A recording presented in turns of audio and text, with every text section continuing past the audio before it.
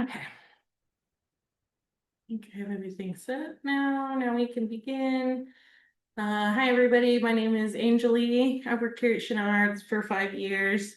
I've done this class like the last 4 years. I really find a lot of passion in teaching my community and about how to grow their foods and whatnot. So I have a lot of fun doing these types of classes.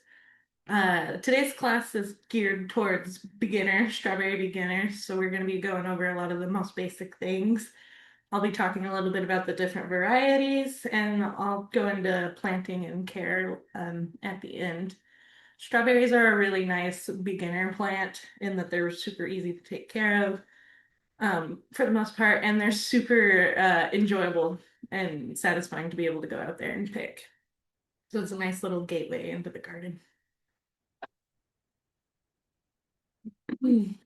Strawberries, like I said, they're really easy to grow because they're very well suited to our area.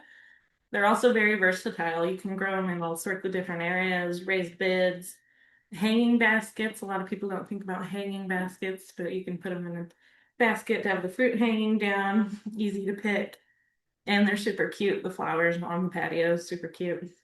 And there's a lot of there's a few native strawberries as well, so they grow really well in our native soils on the coast. They're healthy, packed with the vitamin C's and A's, antioxidants, and fiber.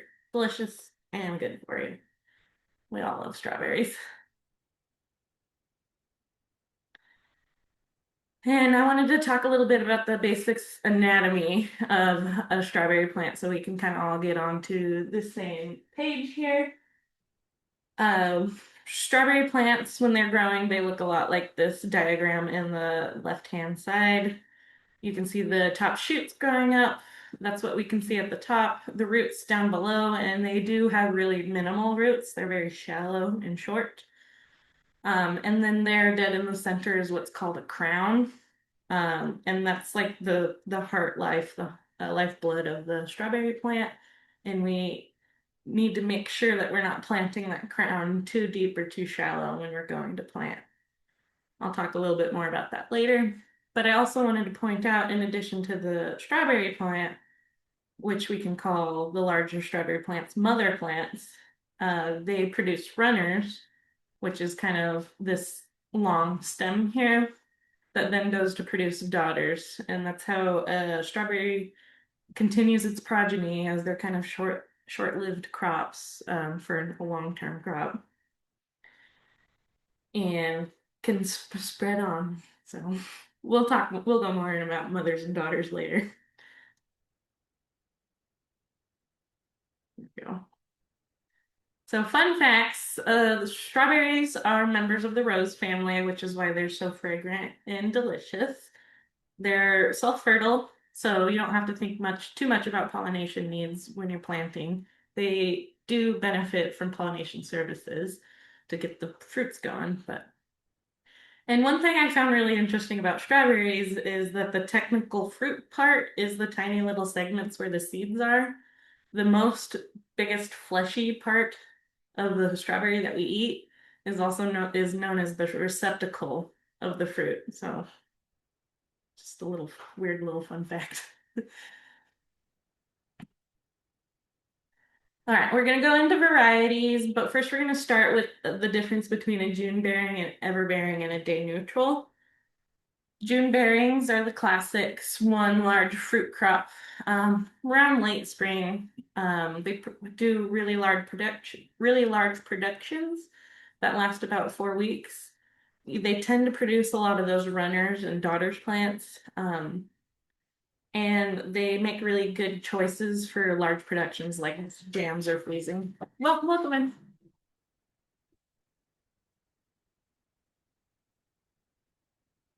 Um, Everbearing you may have heard of before. We kind of use everbearing as a catch-all term for day neutral as well. Um, but true everbearers only produce like twice a year in June and then again in late summer. They produce fewer runners than the June bearing, and they are sometimes considered undesirable due to that mid-season lull. A lot of our everbearings, like I said, we use like everbearing and day neutral kind of interchangeably. A lot of our everbearings are actually day neutral, meaning that they are determined by temperature rather than like day length. And fruits will continue to grow throughout the season unless we get below that 40 degree or above that 90 degree. Another thing about those day neutrals is they often produce fewer runners than the June bearings. And again, they're grouped together with the everbearings in conversation oftentimes. So we're gonna talk a little bit about our different varieties, and we're gonna start with our June bearers. One of my favorite is sorry for the back and forth, the Mary's Peak, and we have a ton of these in the garden center right now.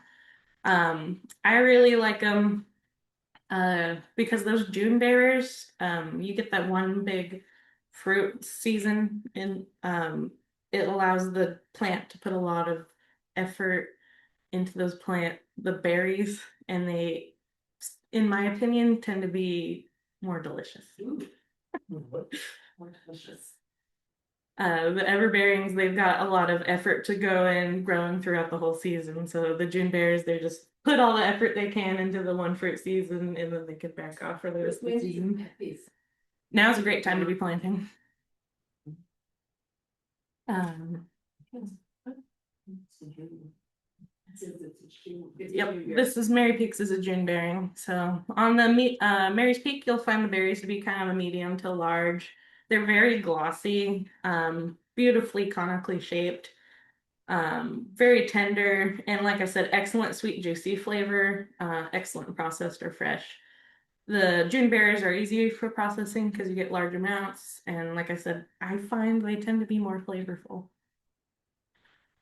When we're watering out there in the summer, everything's flowering and fruiting, and I just get a taste all the How many strawberry. years do they last? The Mary's Peak. Well, all strawberries kind of have like a lifespan. I want to say it's like 5 years is the lifespan, but their production lifespan is about 3.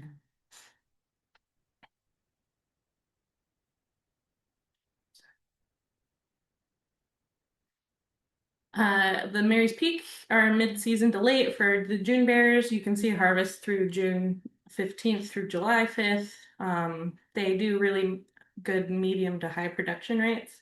Like I said, they're also available here at Chenard's in a bare root form too, which is like the cheaper way to do it. In the what? It's a more cost-effective, cheaper way to do it if you buy them bare root. Bare root. Okay, yes. As a plant, they're very vigorous and durable. They have a low incidence of botrytis fruit rot, which is just the fruit molding before you get a chance to get to it on the vine. They're well suited for the Willamette Valley. This cultivar was developed by the U.S. Department of Agriculture in conjunction with the Agricultural Research Program here in Corvallis. So very well suited for our area. Very beautiful. You can see their nice bright red color, the glossiness on those. Sweet Sunrise, another variety we see often here. We don't have them currently, unfortunately. But you can see medium to large berries on those, bright red exterior, uniform shape again, but they have more balanced sweetness to that nice strawberry flavor. Again, excellent fresh eating or processed. Kind of depends on do you like the sweet or a little bit more tart true strawberry flavor. They're a little bit earlier of a season, production May 28th through June 18th. These ones you can often see used in U-pick fields.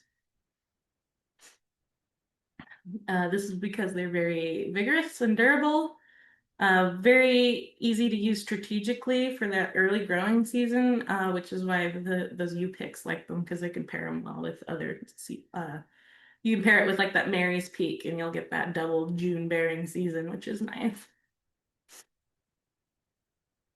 If you combine them, do you interplant them or kind of plant them separately? That would be your personal preference. If it was me, I'd probably want them in separate areas just so I can truly know who's who and taste and compare. Hood is a very popular variety. I want to say it's a little bit more old school. And we do have this one in currently at Chenard's. These ones tend to have smaller fruit sets, small to medium, but they're still bright red. They have uneven shapes, which is makes for a little bit more interest, I guess. And they have excellent sweet flavor, I've heard. They're kind of a June ripening, recognized for the outstanding quality of berries. They might be a little bit ugly compared to the other ones, but they've got great quality. A medium production rate. Um, I said soon to be available at Sharon's, but I'm pretty sure we do have Hood on hand. As a plant, they are vigorous in production of berries, but they are sensitive to viruses and diseases. The lack of durability is concerned for larger farms.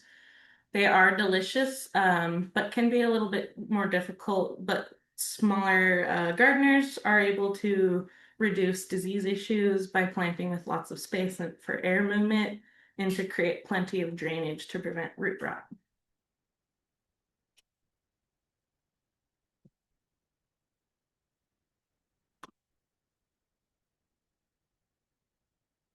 This is a small list of other June bearers that we see quite often and we get a lot of requests for here in the garden center. Um, can't really read that top bit, can you? The Hanoi, considered to be very hardy, cold hardy, high producer, but is susceptible for diseases.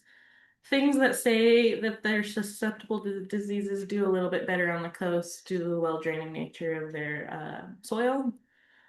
However, Hanoi is one of the highly regarded ones for its ability to transfer its flavor into syrups for flavorings in wine and brewery.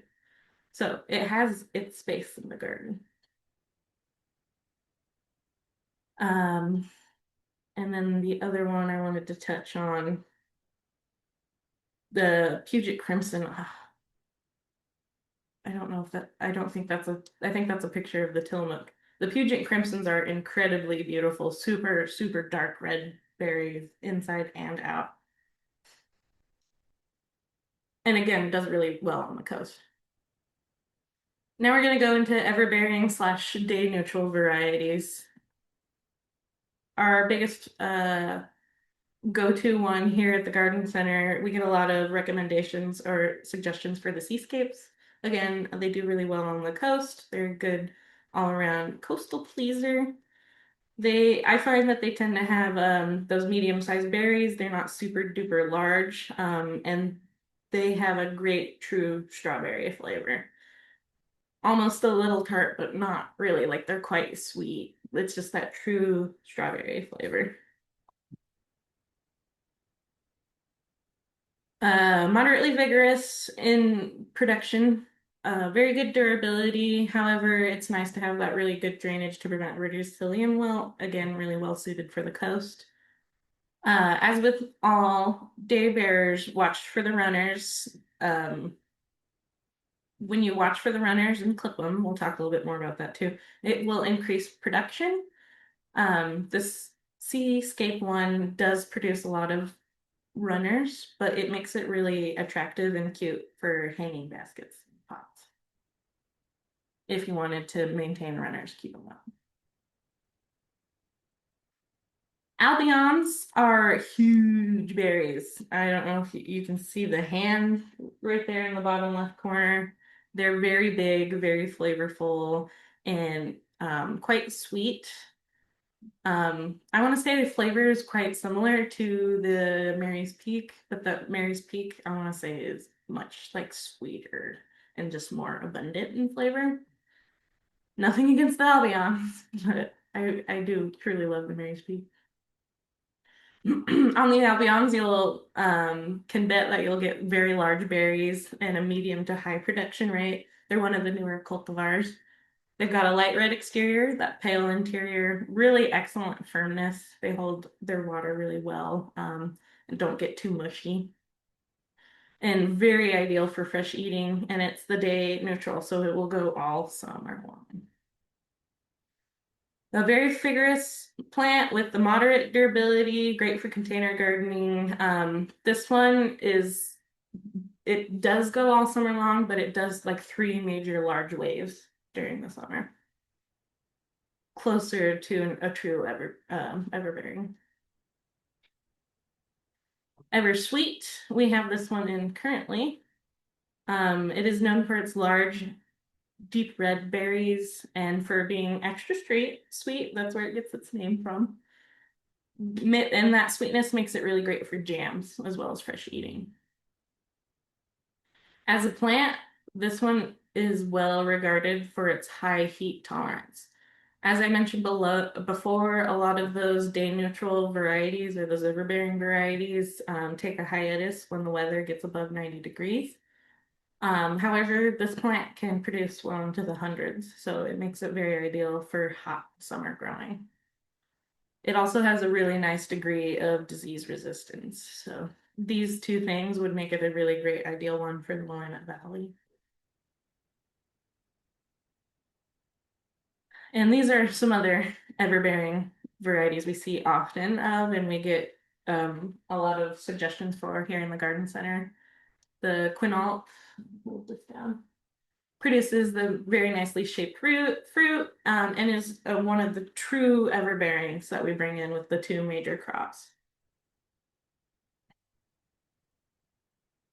TriStar and Tribute, they're kind of close together in different one in similarities. TriStar is said to have bigger flavor than Tribute, but Tribute is bigger. So sometimes you can kind of see that across the berries. If they work too hard, too quick to get too big, sometimes they can be a little um, watery, I guess. So these are the kinds of forms that you'll see of strawberries at Chenard's currently right now. This is what I mean when I'm, whoa! I didn't know it could do that. Look at that. Um, that is bare root. So in these little 1 gallon sized pots here, I'm sorry.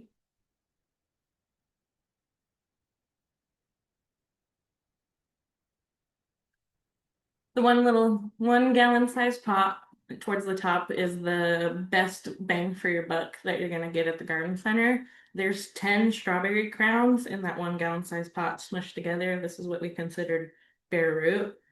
When we get a large amount of strawberries, our bare root strawberries, they come hundreds in a giant box, and we process them out into these gallon-sized pots where you get the best bang for your buck. And then we'll go do these 20 flats to the right there, where we plant them with potting soil, and they'll live happily in there for the rest of the summer. This increases the price a little bit because we put a little bit more labor into it. And then finally, you'll see them in the little 4 inched or tray pack, 6 tray pack sizes. Those are really nice for if you're going for different flavors. If you want to, catch them all, get all the different flavors. Whereas the bare root's going to be 10 of the same flavor.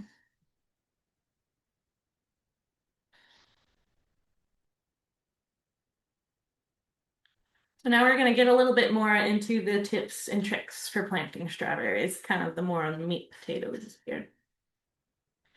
So the biggest thing about planting your strawberries, I would say, especially starting off, is how important site selection is. They truly do require full sun and consistent moisture, especially during fruit development. If you want a good production, you need lots of sun and lots of water.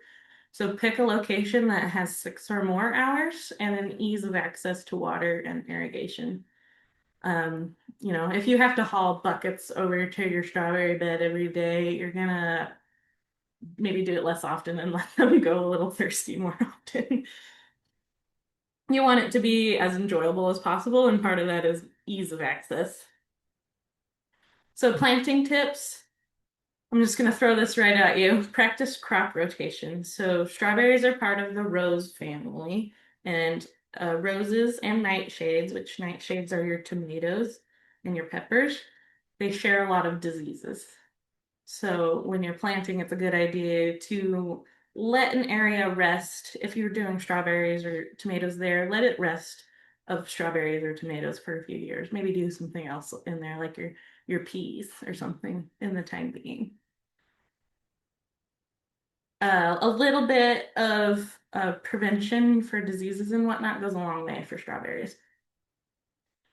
The average lifespan of the strawberry is about 3 to 5 years.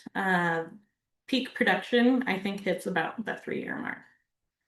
Avoid planting strawberries at that crown. So, as I mentioned before, they kind of have the shoots, they have the roots, and in between, there's the lifeblood of that crown where all of everything comes out of. If you plant that too deep, it'll just rot. If you plant it too shallow, the roots can't grab onto anything. And the big thing about strawberries is they love organic, rich material. These are things like planting mixes, compost, the worm casting, steer manure, chicken manure, harvest cream, whatever you got. Basically, they're going to appreciate any additional organic material in there. And their root systems are very shallow.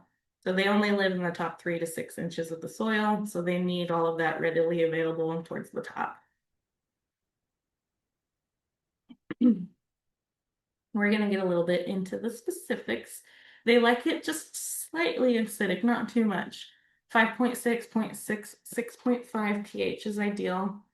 When you're going to plant them, avoid curling any roots into the hole. Make sure your hole is big enough or trim them so that they fit in there. If they're curling in the hole, they'll think that they're a little bit more compact than they are. So if you trim them, how much do you trim Um, from the ground? so when we get these little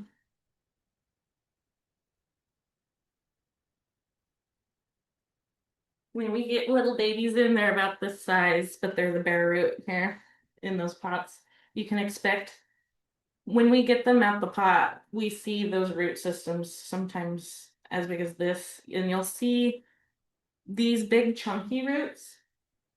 Those ones are only about 3 inches, and then they'll get a little bit more fibrous from there. So you can cut like into that 3 inch space and have no problem.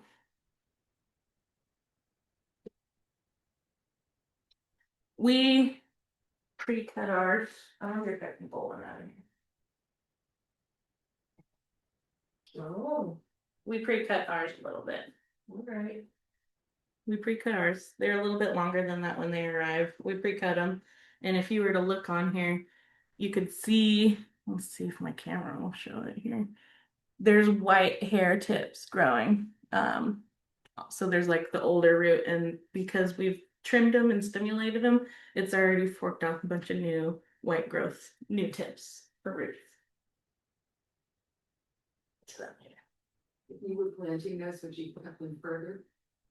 if If we were buying them here, would you cut them further? Depending on how big your hole is, if you're able to put your hole in there, I might leave it. If not, you could probably get away with cutting off another couple inch or two on there.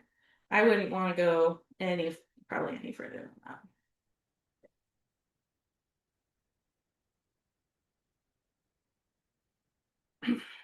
Again, roots generally only grow in the top 3 inches of the soil, and really only need about 6 inches total. So when you're doing container gardening, just make sure your hanging baskets are about 6 inches and you'll have plenty of space. Um, June bearing plants grow, or we want them to grow a little bit differently than our ever bearing plants. So the June bearers tend to set off a lot more daughter plants. And oftentimes those daughter plants will be more vigorous than the mother plant. So when you're doing June bearing, sometimes you want to encourage those daughter plants to fill in and get rid of the mother plant eventually.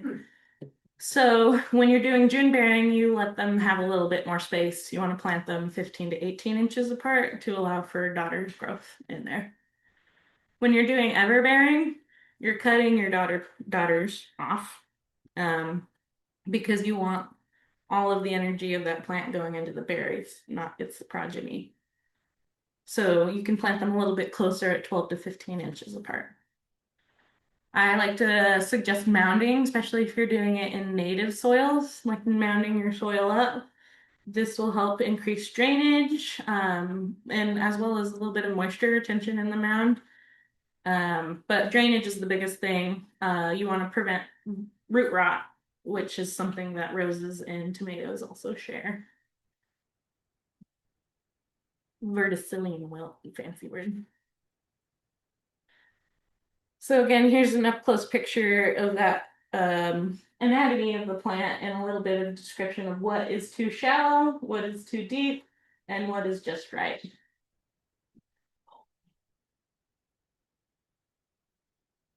So again, you don't want that whole crown. This little bit right here is the crown. You don't want the whole crown out of the soil. You want it kind of just, The cap of the crown.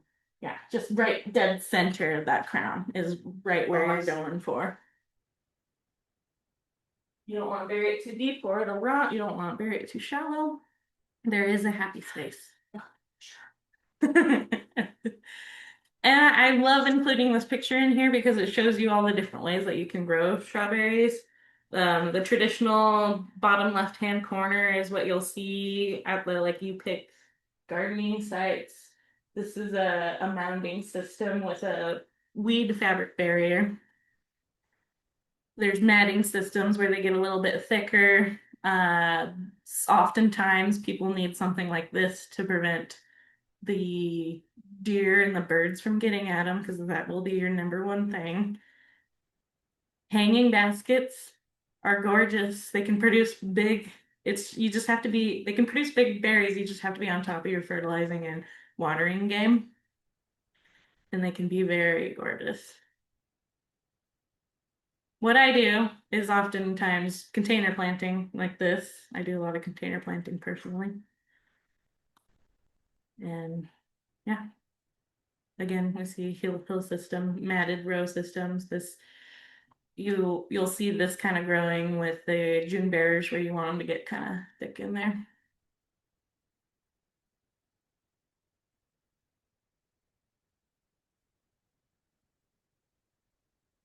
All right, so now we've got the plant in the ground. What are we going to keep doing to keep it happy? Continual strawberry care. We need to water and we need to fertilize to keep them happy because they have such little small root systems, they can't really scavenge for excess water and nutrients. Oh, sorry, I got a question in the chat.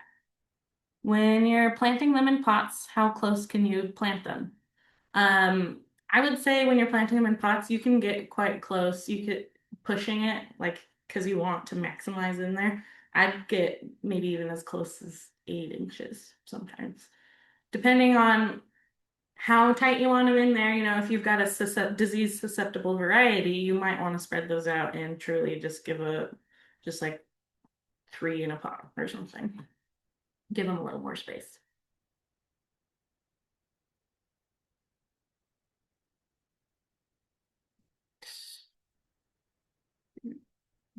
Get my chat. Fertilizing. It's a little bit different for your everbearing and your June bears. Everbearing, you're going to want to do like a consistent fertilizer to help keep them going all summer long. A good timing for this is April, May, and June. June bears, you really only want to fertilize after berry production to set them up for next year berry growing season.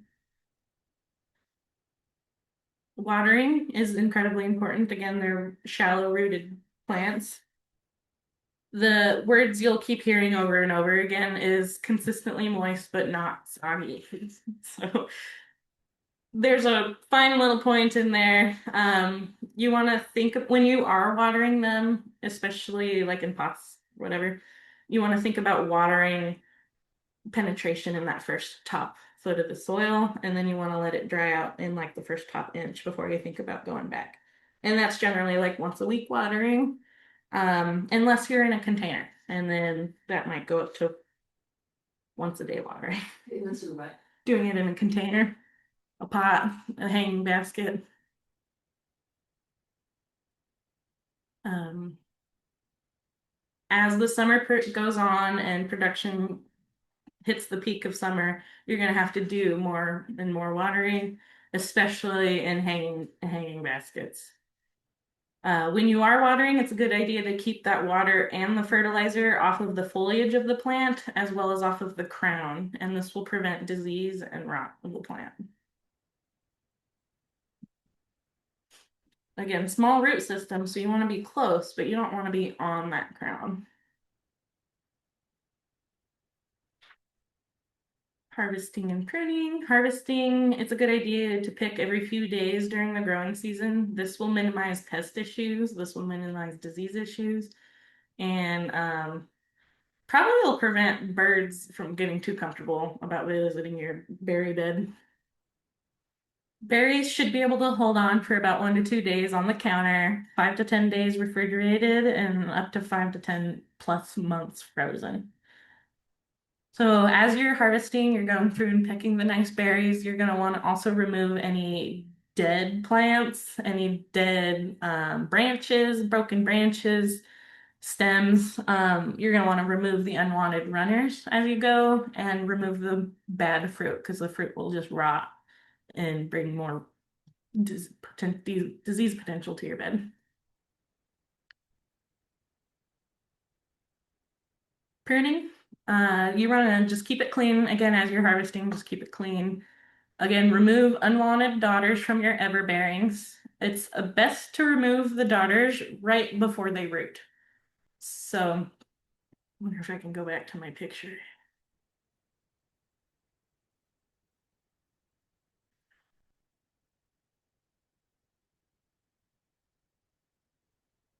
Sorry, bounce around. Okay, so we've got the daughter plant here.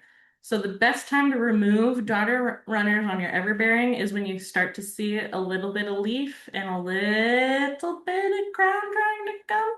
But you want to hit it before those roots start coming in. And if you can remove them at that time period, it just gives the most energy boost to that mother plant. All right, bear with me. Get back to where I was.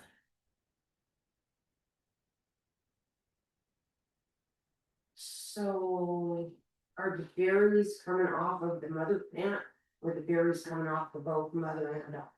Berries mainly come off of mother plant, especially on the everbearings in particular. And then June bearings, sometimes you want to keep the daughter plants so that they can do the berries into the next year. Yes. June bearing, oftentimes people will go through and mow to 2 inches after production. That's just above the crown to not hurt the crown. And yeah, if you mow too low, you will mow your strawberries and just kill them. So be careful if you're going to be doing that. And then you can clean up and remove dead leaves off of the everbearing as they tend to go dormant closer to fall and winter. Mulching. I like to throw this in every single one just about because mulching is useful in every part of the garden. And I like to let everybody know that mulching is a verb as well as a noun. Um, you you use mulch to mulch in the garden. So it can get a little bit confusing, and I just want to let you know. Um, you can use, and when you're doing strawberries, I would recommend using an organic rich mulch to mulch a 1 to 2 inch blanket over the root mass, keeping it 1 inch off the crown. You don't want to mulch into the crown of the plant. Mulching is very fantastic for everything in the garden as it maintains moisture, temperature, and prevents weeds as well as diseases. You can use almost anything for mulching. This Harvest Supreme is really nice. The planting composts are really great. Sometimes people like to use bark mulches in the garden. If you're going to do bark mulch, just know that as bark degrades in the soil, it eats nitrogen out of the soil. So if you're doing bark, you just might have to fertilize a little more. But yeah. And then pests and diseases. So the biggest pests you're going to run into in your strawberry garden is the animals, the deer and the birds. Um, Pests and diseases are inevitable when you're doing anything in the garden. However, it's nice to point out that they are more easily fought off by healthy plants. So you can make your plants extra healthy by maintaining a good watering, feeding, and weeding schedule. And the really bad pests and diseases are usually preventable via crop rotation. So just keep it in mind. Again, they share diseases and pests with roses and nightshade family, tomatoes and peppers. Some pests you're going to run into in the garden are aphids, slugs, and beetles. A lot of those time you can just physically remove them, uh, and or treat as you find them on the plants. Captain Jack's is really nice for aphids and beetles, and Sluggo is really great for slugs. Um,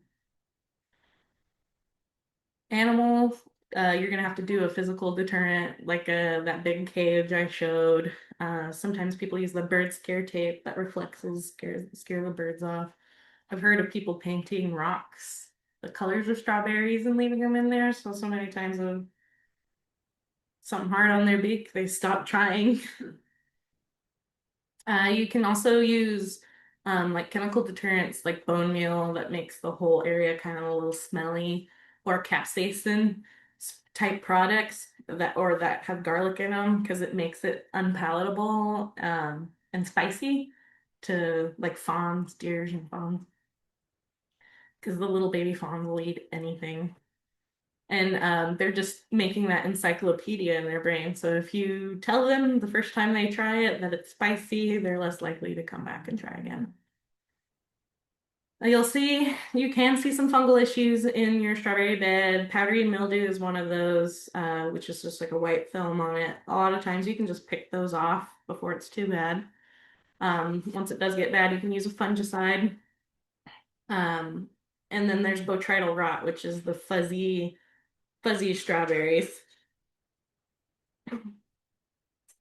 Any viral diseases are often just like too far gone to do anything. So just learn about it and prevent it. Keep good practices and do crop rotations. I like to say an ounce of prevention is worth a pound of cure. I mean, everyone likes to say that. Ask your doctor. And then before I let you all go, I have to get on my little high horse here, and talk about pollination and pollinators. Um, Strawberries are technically self-fertile, however, they still benefit from pollination services. You'll get those little weird little shriveled fruits of strawberries if they haven't been pollinated properly. And I like to let everyone know there are 800 different types of native bees in Oregon. You plant it and they will come. You are a steward of the land as soon as you do anything in the garden, and you have a greater impact on your surroundings than you realize, so make it a positive one. There are many things you can do to help with pollinators in the garden. Planting with flowers, strawberries count. Don't use chemicals where you can. Like if you have aphids and stuff, sometimes the physical removal is better, because there are more insects out there helping you in the garden than they are hurting you. So don't use chemicals where you can. Be intentional and strategical when you do. It's a good idea to leave bare soils out for ground nesting bees and trees and branches out for your leaf cutters and cavity nesting bees, which I have a picture of a mason bee right here. And none of our bees are the honeybee. The honeybee is European, that is not native to Oregon. And we still have over 800 more here in Oregon. So there are many different things you can do for your pollinators, but if you're doing anything in your garden, you got to keep them in mind. Oh, yeah. And then this is a little Venn diagram that I made that can kind of help you get an idea of what might be happening with your plant. This is kind of for general plants in general. Like if you see pests, if a pest is hurting your plant, you might see yellow dotting and webbing, sticky dew, tunneling, holes, white fluff, or small bugs. If it's disease, you'll see brown dead tissue, streaking tissue, melting, white powder dusting. If it's an environmental issue, like it needs less water or more sunshine, you'll see leggy reachiness. Over and underwatering will kind of show them the same browning of tips. However, if it's like a chemical brown or a chemical burn, you'll see the whole thing browning. And then it could be any of these things if it's defoliating, wilting, yellowing leaves, stunted new growth, or death. So It's just a simple general Venn diagram, but if you're having any issues, come visit us, send us pictures, and we'll help you figure out exactly what's happening with your plant. That's a very good. Venn diagram, you like Yeah. that? Thank you. I made them myself. So thank you all for coming, and I really appreciate you for Can coming. you use your first name? Angelee or Angel? Yeah, Thank you very much. yeah. Thank you. Also, here, if you plan on doing any shopping, here's a little. I put a question in the chat. Will you check that? Would you like both like one? Oh, thank you. What was that question?